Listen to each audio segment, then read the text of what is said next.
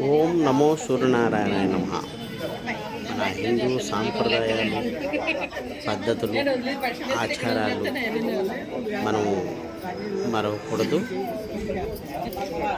ఇలాంటి పండుగలు, ఇలాంటి ఉత్సవాలు మన హిందూ పద్ధతులు పూర్వీకులు ఇచ్చిన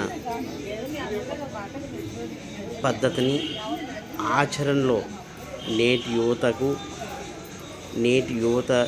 యువతరానికి చాలా అవసరం. ఈ సాంప్రదాయ పద్ధతిలో సూర్యనారాయణ వ్రతం ఆరోగ్య ప్రదాత, ప్రత్యక్ష దైవం. 9 గ్రహాల్లో ప్రథమ గ్రహం, గ్రహాధిపతి అయిన సూర్యనారాయణి పూజ మహోత్సవంలో, ఉత్సవాల రూపంలో జరుపుకోవడం అనేది మన హిందూ సాంప్రదాయంలో ఒక భాగం. మరి ఇలాంటి వ్రతాలు చేసిన వారికి, ఈ వ్రతము చూడటానికి వచ్చిన వారికి ఆయుర ఆరోగ్యాలు, అష్టైశ్వర్యాలు కలగాలని మనస్ఫూర్తిగా ప్రత్యక్ష దైవమైన సూర్య భగవానుడికి నా తరపున ప్రార్థిస్తున్నాను.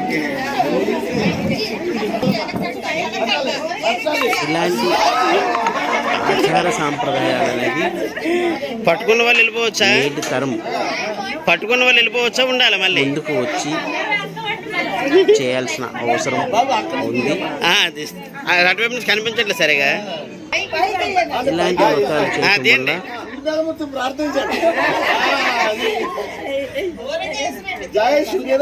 ఎటువంటి అనారోగ్యాలు ఉన్నా సూర్య భగవాన్ ఆశీస్సులతో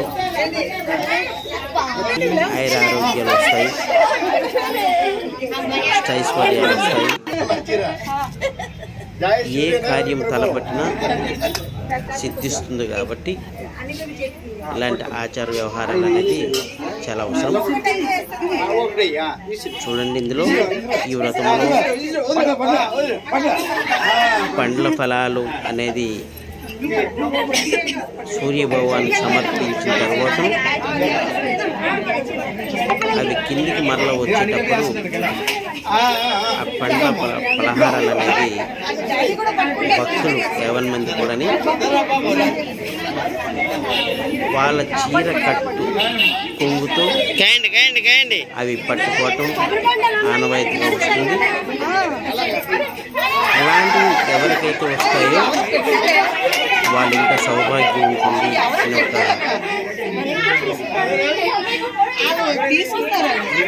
ప్రతీక ఉంది. కాబట్టి ఎంతో శ్రద్ధగా, ఎంతో ఉత్సాహంతో వ్రతము చేసిన పెద్దలు చూడండి, అరటగల ఎంత పెద్ద అరటగల ఎలా వేస్తున్నారు చూడండి. వాళ్ళ ఆనందం చూడండి, పట్టుకుని వాళ్ళ ఆనందం.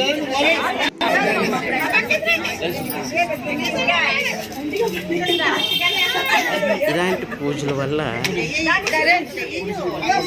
సంతోషం, ఆరోగ్యం, అష్టైశ్వర్యాలు, దీర్ఘాయువు అనేది కలుగుతుంది.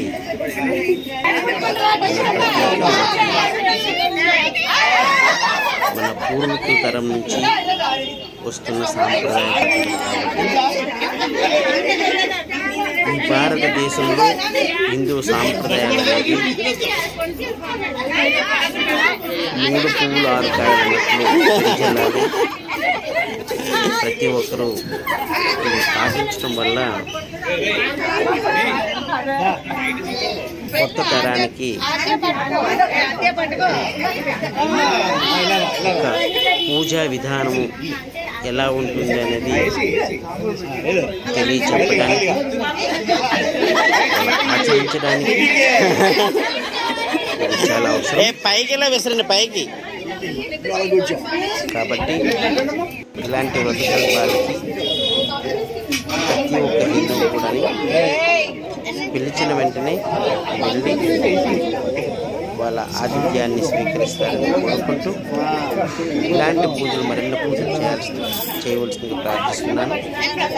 జై శ్రీరామ్, జై శ్రీరామ్, జై శ్రీరామ్, జై హింద్.